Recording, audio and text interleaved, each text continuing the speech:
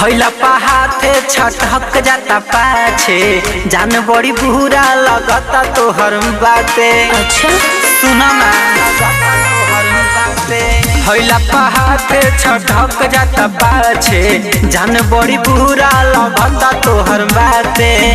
तोर मन बाकी नाते बता जो तनिया जो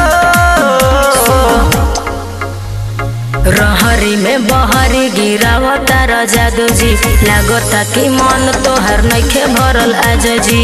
रहरी में बहरी गिरावता जादू जी लागता कि मन तोहर नइखे भरल आज जी। साचो में का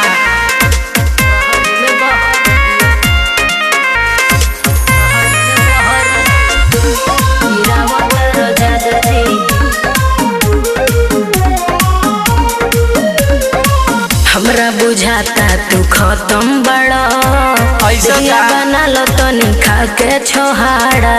अहिर के पावर न जाना तड़े यही से कहता नी चल चलू आड़े चल। चुप रहो काहे ला तंग करता रे। हमरा बुझाता तू खत्म बड़ा दहिया बना लो तनी खा के छोहाड़ा। अहिर के पावर न जाना तड़े यही से कहता नी चली चलू आड़े।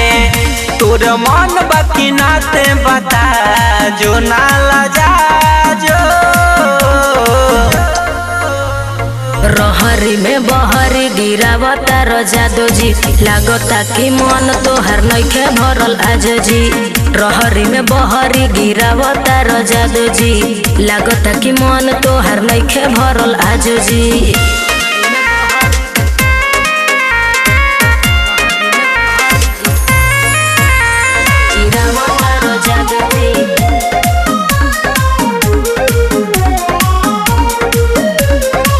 बड़नी दर्दी ना बुझेल दर्द लागता मन तू लाल करब तू सर।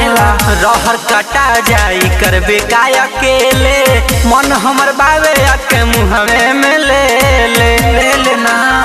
ओहो बड़नी दर्दी ना बुझेल दर्द लागता मन तू लाल करब सर। साचो में रहर कटा जाई करबे काय अकेले मन हमर बावे के मुहवे में ले जौन गलती भइल भुला जो तनिया जो रहरी में बहरी गिरावता जादू जी लागता कि मन तोहर नइखे भरल आज जी। रहरी में बहरी गिरावता जादू जी लागता कि मन तोहर नइखे भरल आज जी।